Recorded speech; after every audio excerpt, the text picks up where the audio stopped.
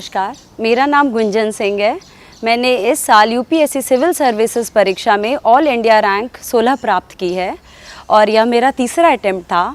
मूलतः मैं कानपुर से हूँ, वह उत्तर प्रदेश में है और उसके पहले मैंने इलेक्ट्रिकल इंजीनियरिंग से बीटेक किया है आईआईटी रुड़की से और मैंने 1 साल सॉफ्टवेयर डेवलपर के तौर पर नौकरी भी की है और उसके बाद मैं दिल्ली आकर के मैंने यूपीएससी सिविल सर्विसेज परीक्षा की तैयारी करना शुरू किया था।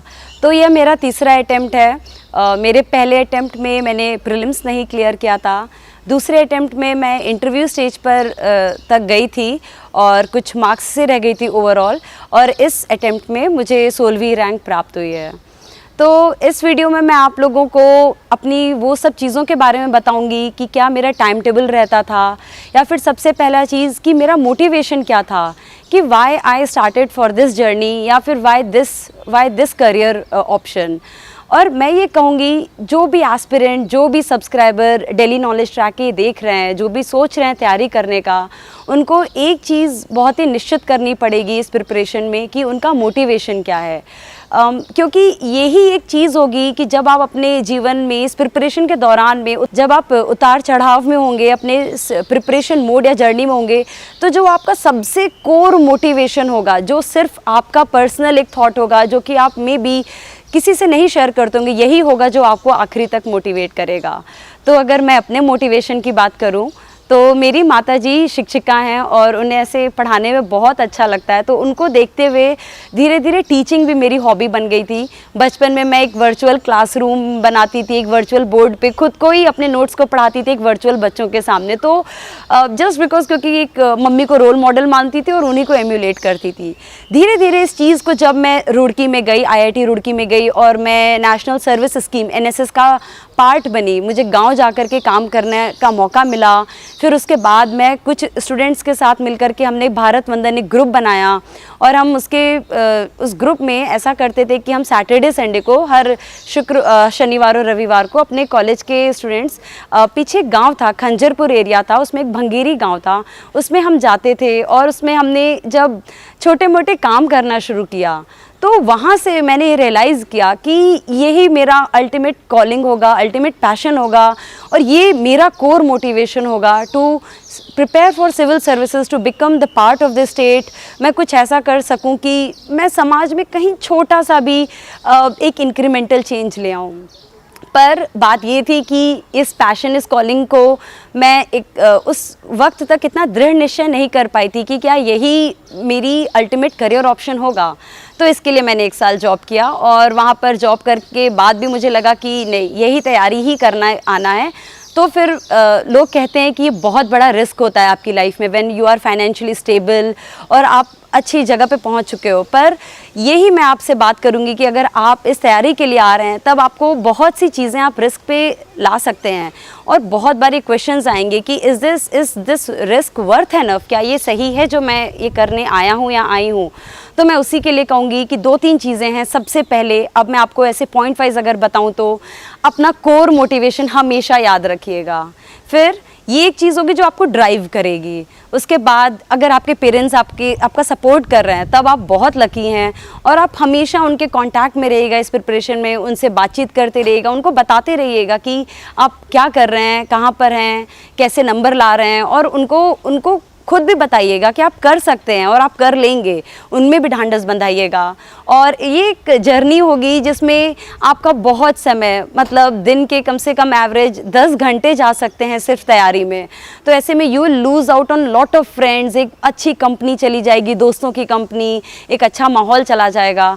तो इसके लिए मैं बोलूँगी कि अगर आपके पास 3-4 भी दोस्त हैं जो कि आपको थ्रू आउट मोटिवेट कर रहे हैं तो उनको ट्रेजर कीजिएगा, उनको अपने साथ रखिएगा। अब अगर हम बात करते हैं कि पढ़ाई पे कैसे आना है, ठीक है, अब हम एकदम मोटिवेटेड हो चुके हैं।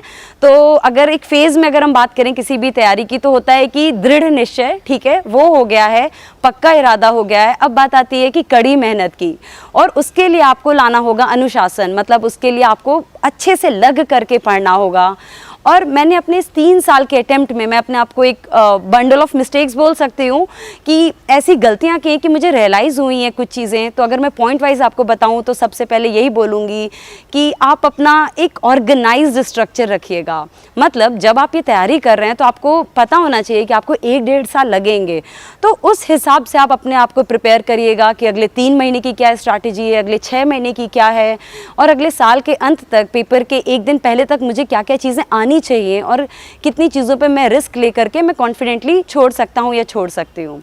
फिर इसी ऑर्गेनाइजेशन को आप एक जो मैक्रो लेवल का प्लान है उसको आप अपना माइक्रो करिएगा। अब आप उसको एक वीकली प्लान बनाइएगा, उसको आप एक डेली प्लान बनाइएगा, आप स्टॉप वॉच रखिए या फिर अपने साथ एक छोटी सी डायरी रखिए, जस्ट टू नोट डाउन जब आप रात को सो रहे हो, सोने से जस्ट पहले, टू रियलाइज़ कि अच्छा आपने आज कितना अचीव किया है और कितना बचता है।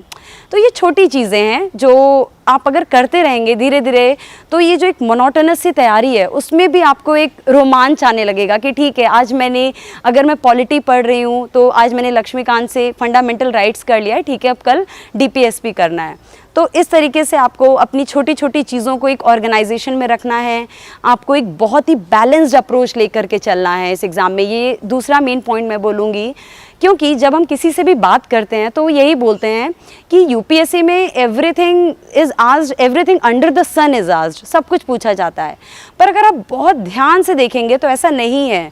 यूपीएससी का एक सिलेबस है, उसके कीवर्ड्स हैं, उसके की टर्म्स हैं, और अगर आप उन्हीं को ही पढ़ेंगे और अपने नोट्स बनाएंगे या फिर आप अपने कुछ लिमिटेड सोर्सेज रखेंगे और उन्हीं को ही रिवाइज करते रहेंगे, तो I guess you are good to go. आप आराम से इस एग्ज़ाम में सफल हो सकते हैं। जैसे अब मैं अपनी स्ट्रैटेजी की बात करती हूँ कि मैंने कैसे पढ़ाई की या मैंने कैसे चीज़ें बनाई, तो सबसे पहली चीज़ जो मैंने किया था, स्ट्रैटेजी पहले डिसाइड किया कि स्ट्रैटेजी क्या है। और ये एक चीज़ होती है कि ये एकदम पर्सनल होगी आपकी, ये डिपेंड करेगी कि आपकी क्या कैपेसिटी है, आपके क्या लिमिटेशंस हैं, आप एक बार में कितनी देर बैठ सकते हैं, कितना ग्रास्प कर सकते हैं आप। अब मैं आपको ये वीडियो एक आपको दे रही हूँ, आप देख सकते हैं, ऐसे आपको बहुत से टॉपर्स मिलेंगे और ऐसे बहुत से लोग आपको मोटिवेट करेंगे अपनी स्ट्रैटेजी दे करके। पर जब आप खुद आप पेन पेपर लेकर के बैठिएगा तो वो सिर्फ आपका एक पर्सनल, आपकी कैपेसिटी और आपके लिमिटेशंस पे होगा, जिसमें कोई नहीं जज करेगा, बस आप अपने आप को उसमें लगातार सुधारने की कोशिश करिएगा। तो इसमें जब मैं बात करूँगी अपने स्ट्रैटेजी की, तो मैंने ये रियलाइज़ कर लिया था कि मेरे पास समय कम है। जब मैं जुलाई 2016 में आई थी तो मैंने सोचा था कि एक ही अटेम्प्ट में मुझे इस एग्ज़ाम को निकालना है, तो उस निश्चय के साथ आई थी। और मैंने क्या डिसाइड किया कि एक बैलेंस अपनाना है।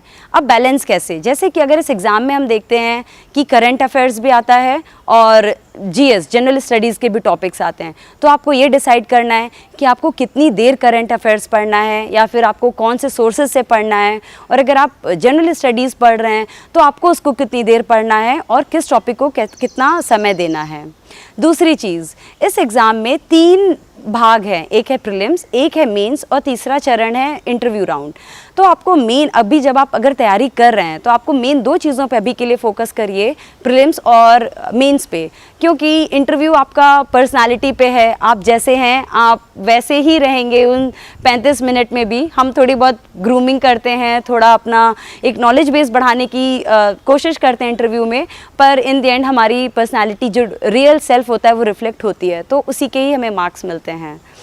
अब जब हम प्रीलिम्स और मेंस की बात करते हैं तो उसमें हमें ये देखना है कि अगर 1 साल बाद मैं दे रही हूँ ये पेपर, तो मुझे इन दोनों में भी कैसे एक बैलेंस बनाना है। मतलब मेरे साथ ऐसा बहुत बार होता था कि जब मैं पढ़ रही होती थी तब मुझे लगता था कि अरे मैं प्रीलिम्स की तैयारी कर रही हूँ, मैं मेंस का नहीं पढ़ पा रही हूँ, या फिर जब मैं मेंस का पढ़ रही हूँ तो मैं प्रीलिम्स की तैयारी नहीं कर पा रही हूँ। तो आपको इस ऊहापोह में नहीं रहना है, इस डिलेमा में नहीं रहना है। आपका जो एक स्ट्रैटेजी, वही जो प्लान होगा वो उस तरीके से आप स्केच करिएगा कि there should be a balance of both in both these things. तो मैंने 2 चीज़ों पे बात की है कि पहले आपका सब्जेक्ट मैटर, आपको कैसे पढ़ना है ये डिसाइड करना है, आपको पढ़ना क्या है, और दूसरी चीज़ कि आपको कैसे पढ़ना है, मतलब प्रीलिम्स के लिए भी और मेंस के लिए भी। तो अगर मैं अपने मिस्टेक्स से बताऊं, जो डोंट्स होंगे कि आपका स्ट्रैटेजी कुछ भी रहे, पर डोंट्स जो मैं बोलूँगी कि ये मत करिएगा, क्योंकि ये मेरी ही गलतियाँ रही हैं और it is always good to learn from someone's mistakes.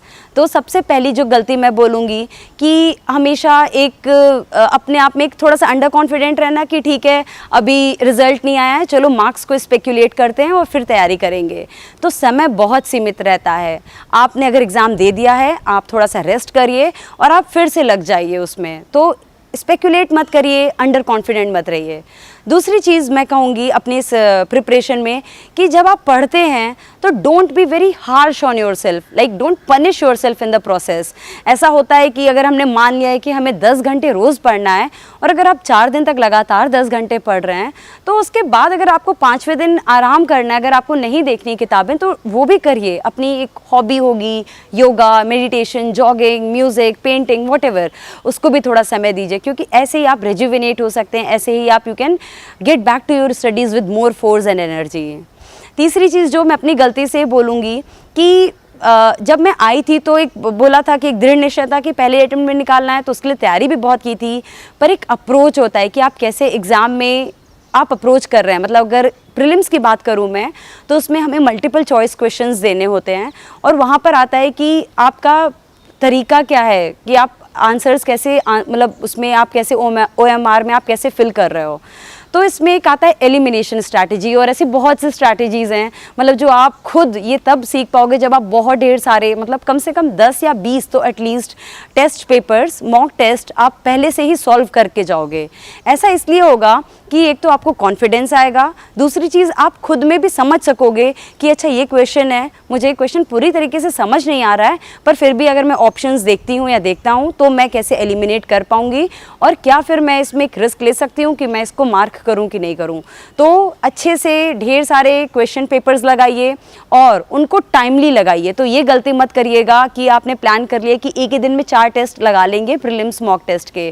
तो ये सब एक दूरदर्शिता अपने एक अप्रोच में रखिएगा। दूसरी चीज़ जो मैं बोलूँगी, जो गलती ना करें कि आप नोट्स बनाते जा रहे हैं और उन्हें रिवाइज़ नहीं कर रहे हैं।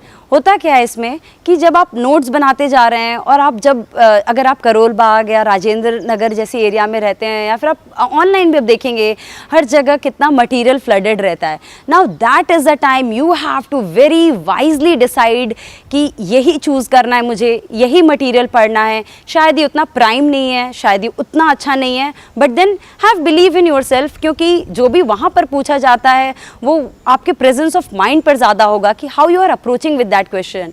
तो अगर मानिए अगर आप एक 4 किताबें पढ़ रहे हैं एक बार, या फिर एक किताब पढ़ रहे हैं 4 बार, तो आप खुद ही जान सकते हैं कि जो एक किताब आपने पढ़ी है 4 बार, आप उसको अच्छे तरीके से आत्मसात कर सकते हैं, उसको आप अच्छे तरीके से अपने पेपर में लिख सकते हैं। तो ये एक चीज़ करिएगा।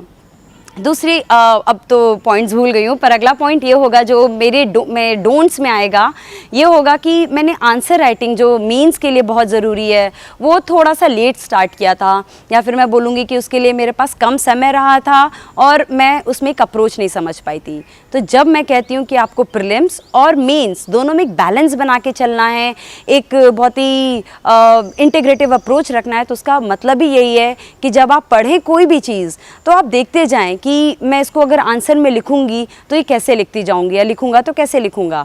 तो जैसे एक हमेशा एक इंट्रोडक्शन मन में रखिए, एक कंक्लूजन मन में रखिए और मेन बॉडी रखिए। अब इंट्रोडक्शन की अगर बात करें मेंस आंसर राइटिंग में, तो आप जैसे कभी भी पढ़ रहे हैं, कोई भी आर्टिकल या न्यूज़ आपके सामने आ रहा है, उसमें आता है जैसे कि कोई भी फैक्ट क्वेश्चन आता है कि जैसे अगर वुमेन एम्पावरमेंट पे है तो उसमें आता है कि इस वक्त LFPR मतलब जो उनका एम्प्लॉयमेंट रेट है वो कितना है, या फिर कोई भी मैटरनल मोर्टेलिटी रेट, या फिर कितना नेट सोन एरिया है, या आप फैक्ट समझ रहे होंगे। इन फैक्ट्स को ऐसे याद करिए कि ये आपके प्रीलिम्स में भी मदद करेंगे ही, पर यही आपका इंट्रोडक्शन बन सकते हैं, यही डेटा और फैक्ट से आप अपने आंसर्स स्टार्ट कर सकते हैं मेंस आंसर राइटिंग में। So this is where you have to have that knack of finding out what is useful and what is not. और रही बात सोर्सेज की, तो मैं खुद दावा कर सकती हूँ कि जितने भी मेरे सोर्सेज रहे हैं मैंने उनमें कोई ज़्यादा बदलाव नहीं किया अपने 3 साल में। जो भी चीज़ें मैंने पहले साल में, अगर इन्वायरमेंट से रिलेटेड मुझे एक 4 बुकलेट मिल गई थी एक कोचिंग में, तो मैंने उन्हीं को ही रिवाइज़ किया, नंबर ऑफ टाइम्स रिवाइज़ किया, 20 बार रिवाइज़ किया। और होता क्या है कि उन्हीं से मैंने प्रीलिम्स के भी अपने MCQ सॉल्व किए, और उन्हीं से ही कोई भी क्वेश्चंस आए तो वहाँ से ही मेरा बेस बना मेरे मेंस आंसर राइटिंग के लिए। तो ये गलती मत करिएगा कि प्रोक्रेस्टिनेट करें। अब मेंस आंसर राइटिंग में दो चीज़ें आएंगी, आप एकदम वो भी मत हो जाइएगा कि बोलते हैं ना कि इतने एंथुजियास्टिक हो गए हैं कि अगर अगले साल आपको मेंस लिखना है और ये आपका पहला दिन है प्रिपरेशन का, तो आपने अभी प्रेम्बल पढ़ के उसको तुरंत ही आंसर राइटिंग में लिखना शुरू कर दिया। ये मत करिएगा, क्योंकि अभी तो आपको demand of the exam, demand of the question नहीं पता है। तो एक समय रखिएगा कि 3 महीने या 4 महीने, इसमें आपको क्या करना है कि आप स्टार्ट करिए न्यूज़पेपर एडिटोरियल से, उनको पढ़ना शुरू करिए। You can pick up one from Hindu और द हिंदू और इंडियन एक्सप्रेस, उनके एडिटोरियल को पढ़िए, उनको समझिए कि वो एक कैसे एक आर्टिकल को छोटे छोटे सब हेडिंग्स में तोड़ देते हैं। अब आपको ये सब चीज़ें सीखनी कि यही आंसर को भी आपको अपने सब हेडिंग्स में तोड़ करके लिखना है। उससे आपके भी थॉट्स में क्लैरिटी आएगी और इवैल्यूएटर को भी ईजी होगा आपको परखने में कि हाँ, आप चीज़ों को सिंप्लीफाई कर सकते हैं। इसे हम लोग सिस्टम्स अप्रोच भी बोलते हैं कि कोई बड़े से सिस्टम को आप छोटे छोटे सब सिस्टम्स में अगर आप तोड़ करके करते हैं तो साइंटिफिक टर्म्स में वो एक बेटर प्रोसेस होता है, वो एक बेटर नज़रिया और तरीका होता है। तो आप ये काम भी करिएगा। तो जब 3 महीने की बात आती है तो 3 महीने में आप डिसाइड कर लीजिए कि आपके जो स्टैटिक पोर्शंस हैं, ज्योग्राफी, हिस्ट्री, पॉलिटी, इकोनॉमिक्स, मैं कहूँगी बेस्ट सोर्स है NCERT। मतलब आप NCERT उठाइए 6th to 12th या फिर 9th to 12th, वो आप पे डिपेंड करेगा, और आप उनको पढ़ना शुरू करिए, उनको मार्क करिए, उनको हाईलाइट करिए, उनसे छोटे छोटे नोट्स बना लीजिए। You can summarise each of the chapter into just 1 page of your A4 sheet according to your own wish. अब मैं ये भी बोलूँगी कि ये स्ट्रैटेजी जो हम बात करते हैं कितनी पर्सनल है। जैसे अगर आप एक ऑनलाइन मोड में तैयारी करते हैं, जैसे एवर नोट्स वगैरह बनाते हैं, तो स्टिक टू दैट। अगर आप लिखते हैं पेन और पेपर पे तो स्टिक टू दैट। मेरा तरीका थोड़ा ओल्ड स्कूल ही रहा है, मैं पेन और पेपर पे ही लिख करके तैयारी करती थी। इसका एक बेनिफिट ये मान सकते हैं कि जब हम आंसर राइटिंग कर रहे होते हैं मीन्स का, तब हम बहुत आराम से, क्योंकि स्पीड एक बनी रहती है, तो हम वैसे करते हैं। अब अगर मैं अपने एक प्रॉपर मेंस आंसर राइटिंग की स्ट्रैटेजी की बात करूं कि इसके लिए आपको क्या क्या चीज़ें करनी चाहिए, तो जब आपने 3-4 महीने उसकी प्रिपरेशन कर ली है तो ये एक फेज़ होगा कि अब आपको स्टार्ट कर देना है, क्योंकि वो दिन कभी नहीं आएगा कि जब आपके पास एक परफेक्ट नॉलेज आ गया है किसी भी चीज़ के लिए, या फिर एक परफेक्ट कैपेसिटी या अंडरस्टैंडिंग आ गई कि you can process that information और आप उसे कर सकते हैं। तो उसी के लिए आपको ये काम करना होगा कि आप शुरू कर दीजिए अब अपना आंसर लिखना, और अपने जो भी कोचिंग है या फिर आपके मेंटोर हैं उनको अपने आंसर्स भेजिए और लगातार उन पे इम्प्रूव करिए। मेंस आंसर राइटिंग में 2-4 इंपॉर्टेंट चीज़ें हैं, जैसे कि अगर हम क्वेश्चन पढ़ते हैं तो वर्ड्स आते हैं comment, critically analyse, evaluate, examine. तो ये सब एक जैसे वर्ड्स नहीं है, सबके अलग अलग मीनिंग है, सबके अलग अलग डिमांड हैं। तो आप इनको समझिए। कमेंट है मतलब आपके व्यूज़ देने हैं, क्रिटिकली एनालाइज है तो इसमें आपको मे बी प्रोज और कॉन्स भी लिखना होगा, और अगर एग्जामिन है तो आपको कॉजेज़ के साथ आपको दिखाना है कि आप you are now examining something. तो ये सब चीज़ें आपको करनी है। वही फिर दूसरी चीज़ जो मैंने बोली कि सब हेडिंग्स में तोड़ना सीखिए। अगर जैसे कि कोई भी क्वेश्चन है, अगर आता है कि role of social media in internal security, तो आप इस पे तोड़िए कि व्हाट इज़ द इम्पोर्टेंस और सिग्निफिकेंस ऑफ सोशल मीडिया, और फिर क्या चैलेंजेस अब आ रहे हैं as social media is penetrating more and more, और what forms of social media, मतलब जो अगर हम साइबर उसकी बात करते हैं, साइबर सिक्योरिटी की, तो साइबर सिक्योरिटी में क्या क्या इश्यूज़ आते हैं, व्हाट आर द फॉर्म्स और व्हाट आर द थ्रेट्स, तो आप उनको अपने आंसर में तोड़िए और उनको लिखते जाइए। एक लास्ट चीज़ जो मैं मेंस आंसर राइटिंग में बोलूँगी, इट इज़ प्रेजेंटेशन। जो प्रेजेंटेशन ऐसा नहीं है कि आप उसमें बहुत सुंदर रंगों से लिख रहे हैं या फिर बहुत सुंदर कलाकृतियाँ या आकृतियाँ बना रहे हैं, वो नहीं करना है। Presentation is all about telling the examiner, the evaluator, कि इन जस्ट 150 वर्ड्स आपको वो कॉन्सेप्ट या चीज़ इतने अच्छे से समझ में आई है कि अगर आपके पास शब्द भी कम पड़ रहे हैं तो आप एक फ्लो चार्ट से, आप इंडिया के मैप से, या फिर आप कोई केस स्टडी या एग्जाम्पल से भी आप अपने आप को एक्सप्लेन कर ले जा रहे हैं। तो इन सब चीज़ों पे पूरा ध्यान रखिएगा, और इसके लिए आपको कुछ नहीं करना है। आप प्रीलिम्स की तैयारी करते हैं, आपको बहुत सारे फैक्ट्स मिलते होंगे, आप उन्हीं फैक्ट्स को अपने एग्जाम्पल्स बनाइए, अपने केस स्टडीज़ बनाइए। और जब भी आप खाली समय में बैठे हैं, जिस दिन आपने अपना रिलैक्स डे ले रखा है कि I am recharging my self, उस दिन आप कोई भी एक टॉपिक मन में सोचिए और ये सोचिए कि अच्छा इस पर मैं क्या डायग्राम बना सकती हूँ या बना सकता हूँ। तो ऐसे क्या होगा कि धीरे धीरे आप खुद इनोवेट करने लग जाएंगे। अगर बात करते हैं जैसे फॉर एग्जांपल अगर मैं बोलती हूँ फूड प्रोसेसिंग इंडस्ट्रीज़, तो मैं एक डायग्राम बना सकती हूँ साइड में इंडिया के मैप का, जहाँ पर मैं दिखा सकती हूँ कि कैसे एग्रो क्लाइमेटिक रीजन्स के हिसाब से वहाँ पर वो क्रॉप्स उगाए जा सकते हैं और वहीं पे वो प्रोसेसिंग इंडस्ट्रीज़ लगाई जा सकती हैं। तो इससे क्रॉप जो डिस्पैरिटी है वो भी कम होगा, एक रीजनल डिस्पैरिटी है वो भी कम होगा, और जो उसका वेस्ट प्रोड्यूस है वो भी हम वहीं पे ही उसको यूज़ कर लेंगे, तो एक सर्कुलर इकोनॉमी का पार्ट बन जाएगा। सो this is how you can enhance your answers. पर ये सब चीज़ें हैं जिसमें आपको रश नहीं करना है। You have to keep believing कि ये एक बहुत बड़ा मैराथन होने वाला है। The journey can be monotonous, आपको बहुत बार लगेगा कि बस अभी नहीं, पर ऐसे मौके हैं। और ये सब जो चीज़ें मैं आपको आज समझा रही हूँ या मे बी अगर मैं आपको बता भी रही हूँ कि ये करिएगा, ये मेरे उन्हीं कुछ चंद लोगों से हैं जिन्होंने मेरा साथ नहीं छोड़ा है अभी तक। तो ऐसे लोग भी आप ढूंढिएगा इस जर्नी में जो आपको थ्रू आउट मोटिवेट करते रहें, जो आप में विश्वास रखें और जो आपको बोलें कि may be give up tomorrow but one day more, like एक दिन और तैयारी कर लीजिए, one more attempt, one more activity. तो ये एक चीज़ करिएगा, अपने ऊपर भरोसा रखिएगा, अंडर कॉन्फिडेंट मत रहिएगा कि स्पेकुलेट कर रहे हैं मार्क्स को और तब तक वेट कर रहे हैं। और जितने भी रिसोर्सेज हैं, जितना भी आपके पास मटेरियल है, उनमें आप कभी भी डिलेमा मत रहिएगा और उसी को ही बस रिवाइज करिएगा, उनके नोट्स बनाइएगा और वैसे ही तैयारी करिएगा। धन्यवाद।